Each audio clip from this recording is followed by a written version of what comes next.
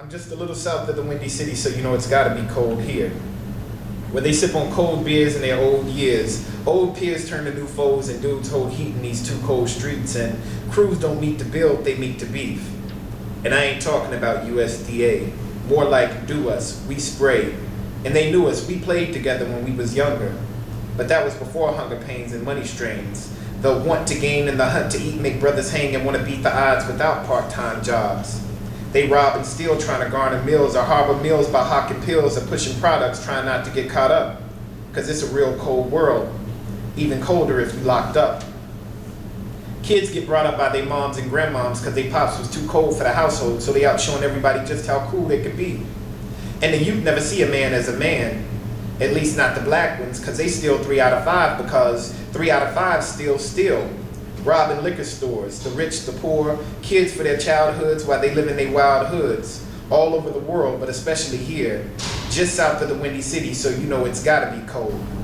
Hi, I'm Tiffany Elliott from Lincoln Land Community College, and I'm here with A.D. Carson, local author and educator who recently published his first novel, Cold. Do you want to tell us a little bit about the novel? Sure. Cold is it's a multimedia novel, and it combines poetry, hip-hop lyrics, and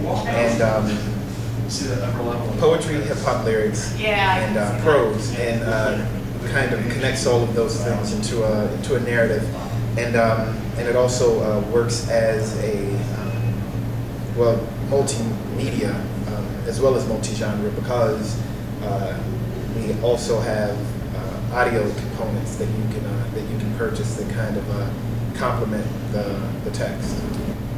Do you see that fitting into a postmodern? Postmodern. The idea is something that's so hard to define.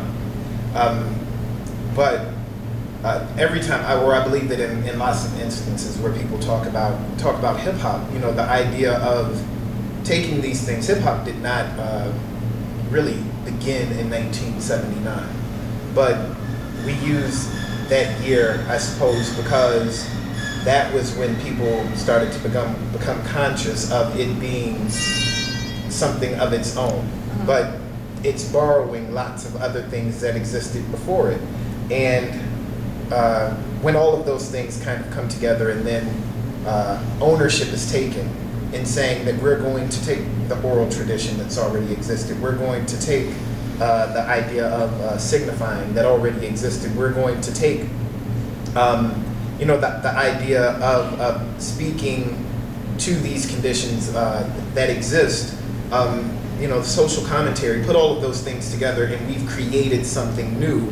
I believe that idea there is very postmodern.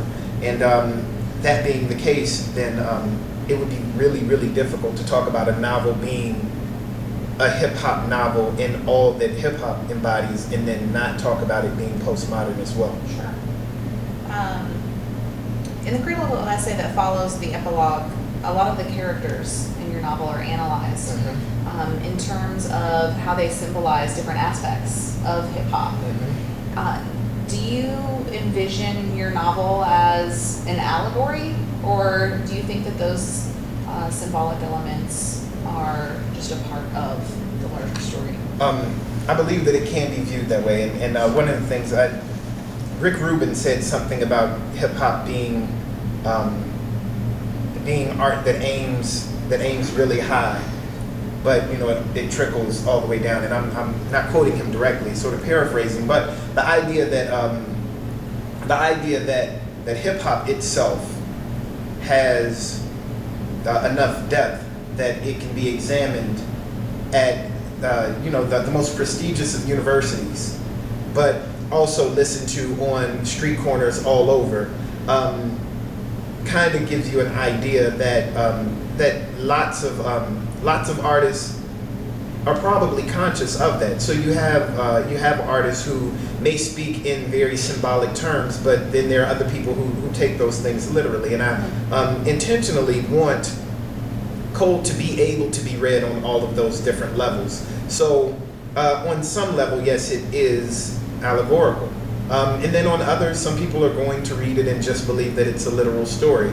And either of those are fine. I can't really dictate the way that someone will interpret it, but I believe that the way that a lot of hip hop is constructed, Colt does that exact same thing. It can be read. That's one way to read it, and certainly there are several other ways to read it as well. Now, you said that you can't really control how people are going to read the story. Of course, that's true. But the critical essay at the end of the novel also briefly comments on the novel instructing the reader on how to read it. So was that an intentional move on your part, or do you think that that's something that can just be interpreted? Anytime I read a critical essay, I choose or I decide whether I am going to agree or disagree with that writer's standpoint. But it gives me sort of a baseline to go from. Because, someone might say, this is representative of this and these are the reasons why. As a critical reader, I'm going to say, no, I disagree with that. I believe that it's more this or that. And so I believe that the inclusion of the critical essay honestly provides a baseline for readers to agree or disagree with whatever's written there. And I believe that's the main reason that that it's important that that's there. Not necessarily that every reader agree with that particular essay. I would hope that someone disagrees and writes something different, to contest what's put there. But I imagine that it's valid enough, whatever that means. Okay.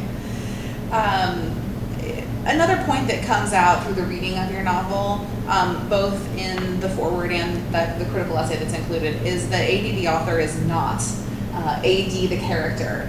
So I was wondering if you could tell me a little bit about how you see your relationship with AD the character, and maybe why you chose to give him your name. Okay, well, I mean that actually is, I think it's rooted in hip hop as well.